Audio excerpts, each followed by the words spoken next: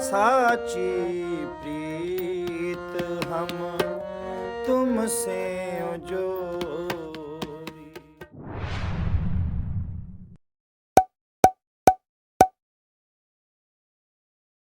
वाहिगुरु जी का खालसा, वाहिगुरु जी की फतेह।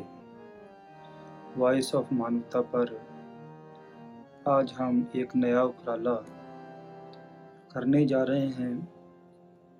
साहिब श्री गुरु ग्रंथ साहिब महाराज जी के बारे में, इसके बारे में जानना हमें बहुत ज़रूरी है। एक कोशिश जो वॉइस ऑफ मानवता चैनल कर रहा है, उसके जरिए प्रभु परमात्मा जो सिख धर्म की फ़िलॉसफी है, तो उसके मुताबिक गुरु की बहुत महत्ता है।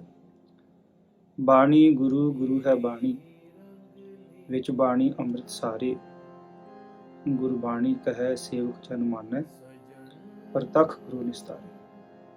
अकाल पुरख प्रभु परमात्मा को यदि हमने जानना है तो पहले सदगुरु से अपने मेल बनाने पड़ेंगे। सदगुरु कौन है?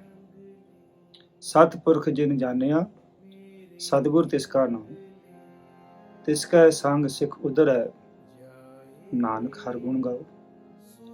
जो अकाल पुरख प्रभु परमात्मा के बारे में पूरी तरह जानता है वो है सदगुरु, और जो उसकी शिक्षा पर चलता है वही इंसान जो है अपने जीवन की जो यात्रा है उसको सफल कर पाता है, उसका आया इस संसार में सफल हो जाता है। हमने कोई भी काम करना होता है तो हमें सफलता की ज़रूरत होती है, और उसके लिए अपने मन की बात नहीं, गुरु की जो दी हुई शिक्षा है उसके मुताबिक जो है अपने जीवन को चलाना होता है। साहिब श्री गुरु ग्रंथ साहिब महाराज, जिसमें अकेले गुरुओं की बाणी नहीं, 6 गुरु साहिबान की बाणी है।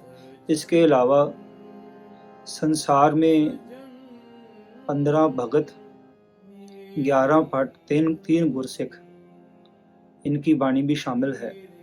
ये बाणी कैसे आई?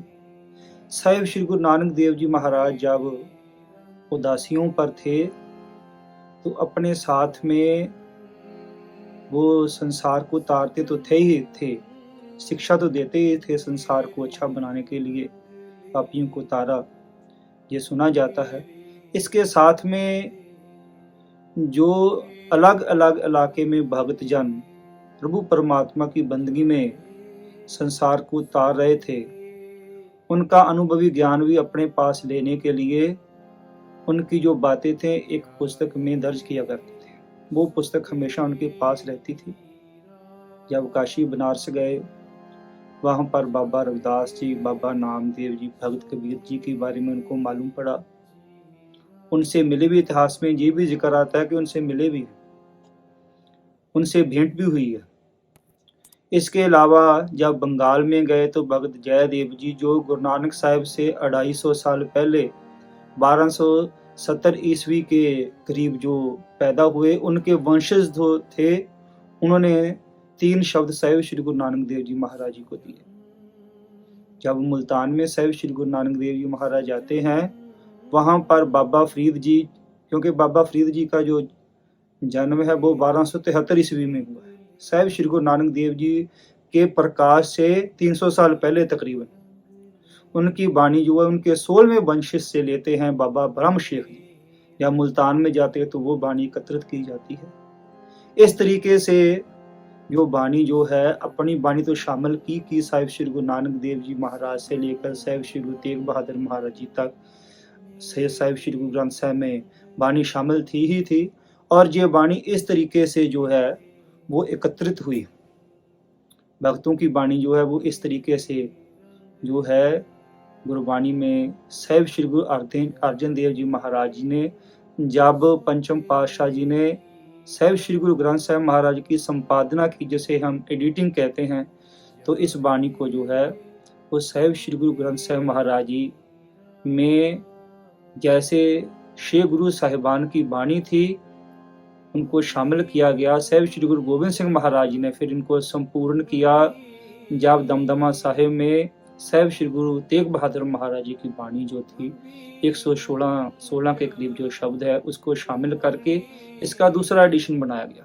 पहले एडिशन जो है उसको कंप्लीशन जो है वो साहिब श्री गुरु अर्जन देव जी महाराज जी ने रामसर साहिब जो अमृतसर में पड़ता है वहाँ पर 4 साल तकरीबन जो है वो भाई गुरदास जी से जो है साहिब श्री गुरु ग्रंथ साहिब महाराज जी लिखवाया, वो पहला एडिशन है। और जो दूसरा एडिशन है वो भाई मनी सिंह बाबा दीप सिंह जी ने साहिब श्री गुरु गोबिंद सिंह महाराज जी ने जो वाणी लिखवाई जो है वो दूसरा एडिशन है, जिसको गुरु माना जाता है, जिसको दमदमी बीड़ भी हम कहते हैं।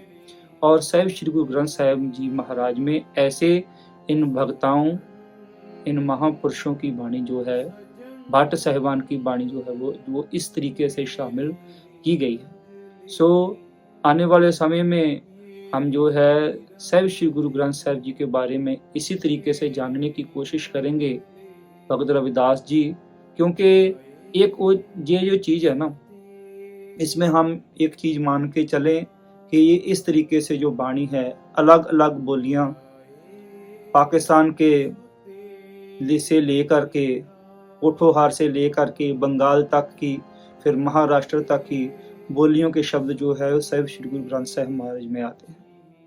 संस्कृत के दोनों भाव तत्सम और तत्भव दोनों प्रकार की जो शब्द जो है वो साहिब श्री गुरु ग्रंथ साहिब महाराज में आते हैं। इसके अलावा फारसी का जो शब्द है तिलंग राग में साहिब श्री गुरु नानक देव जी महाराज जी का वो भी इसमें आता है।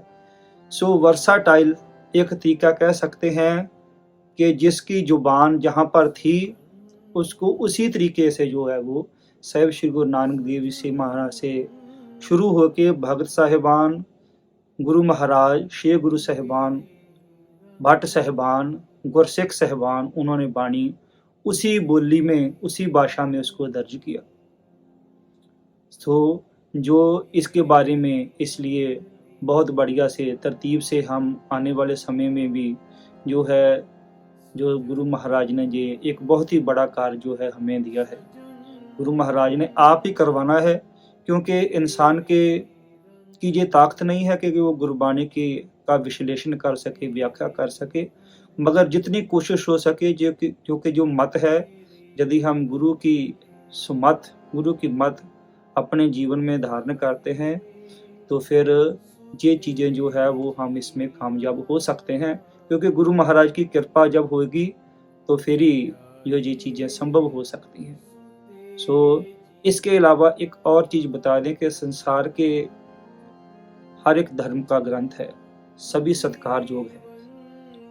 हिंदू धर्म में वेद पुराण है, गीता है, स्मृतियाँ हैं, शास्त्र हैं, उनको लिखने वाले का मालूम नहीं पड़ता।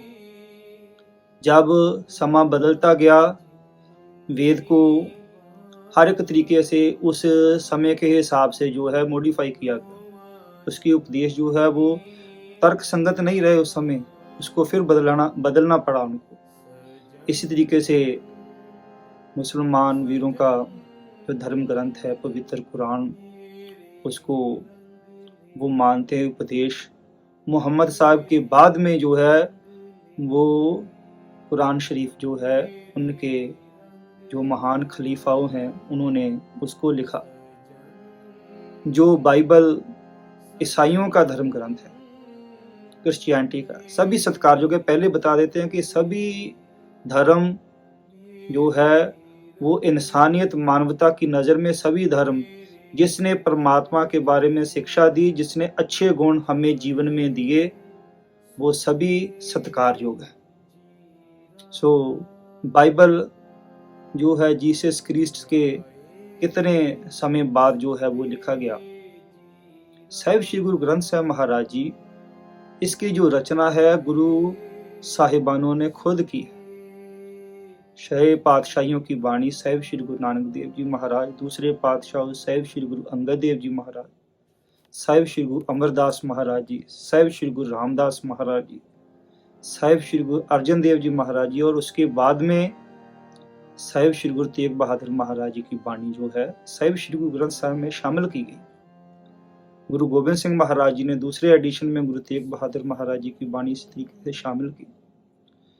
और एक बात और इसमें बहुत विचित्र है कि जो सारी गुरबाणी है वो रागों से संबंधित है, संगीतमय बाणी है। कोई भी गुरबाणी का शब्द जो है वो हम राग में, संगीत में गा सकते हैं। ये पोएट्रिक जो है उसकी जो अलग अलग जो तरीके होते हैं गाने के लिए, वो सारे इसमें इस्तेमाल किए गए। संपूर्ण राग, इसके अलावा रागों में और अधीन राग डाल के, जैसे गौड़ी, गौड़ी के साथ कूद भी शामिल किया, गौड़ी के साथ ग्वारे भी शामिल किया। 11 प्रकार की गौड़ी ही गाई गई है गुरबाणी में। इसके अलावा संगीत में बड़ी बड़ी तालें, पड़ ताल, जो 5 प्रकार की ताल जो है वो एक ही शब्द में गाई जाती है। इसलिए इसका ग्रामेटिकली, व्याकरण के तौर पर भी महत्व है और संगीतमय तौर पर भी गुरबाणी का बहुत महत्व है।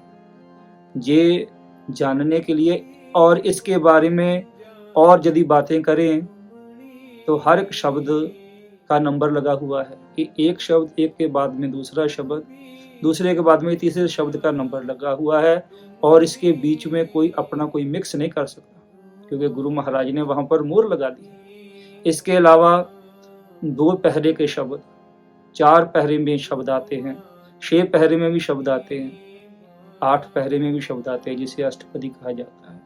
ये अलग अलग तरह की वैरायटीज, इस हमें इंग्लिश में जैसे कह दें कि अलग अलग तरह की वैरायटी जो है शब्द की, शब्द के रूप में गुरु का उपदेश जो है वो इस तरीके से अलग अलग तरीकों से जो है वो गुरु ग्रंथ साहिब महाराज ने, गुरु महाराज ने हम पर कृपा करके हमें ये दैवी ज्ञान, अद्वितीय ज्ञान दिया है, जिस पर चल के हम अपने जीवन को बढ़िया बना सकते हैं, सुखमय, खुशमय बना सकते हैं।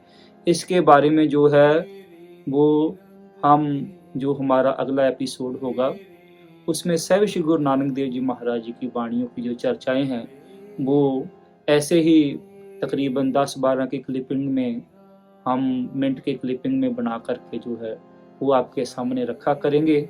सो आशा है कि आप इस स्पेशल प्रोग्राम के साहिब श्री गुरु ग्रंथ साहिब महाराज जी के बारे में हम जान सकें, कैसी वाणियों, कैसे उपदेश जो हमको दी गए। इसके जानने से हमें गुरु महाराज जी के जीवन का, उनके उपदेश का क्या शिक्षा है साहिब श्री गुरु ग्रंथ साहिब महाराज जी की, वो हमें जानने को आने वाले समय में मिलेगा कि कैसे बाबा फरीद जी की वाणी, भगत रविदास जी की वाणी, भगत नामदेव जी की वाणी, उनके जीवन के बारे में भी चर्चाएं करते रहेंगे, साथ में उनकी शिक्षा के बारे में भी चर्चाएं जो है वो हम आने वाले समय में करते रहेंगे। आशा है कि आप इसी तरह जो है इस प्रोग्राम का आनंद भी लोगे और जो दैवी ज्ञान साहिब श्री गुरु ग्रंथ साहिब महाराज में हमें दिया गया है उसके बारे में हम जानने की हम कोशिश करते रहेंगे। गुरु महाराज परमात्मा हम पर भी कृपा करे कि ये उपदेश जो है वो सही रूप में आप तक हम पहुँचाने में कामयाब हों। इसी मंगल कामना से मैं इजाजत चाहता हूँ। वाहिगुरु जी का खालसा, वाहिगुरु जी की फतेह।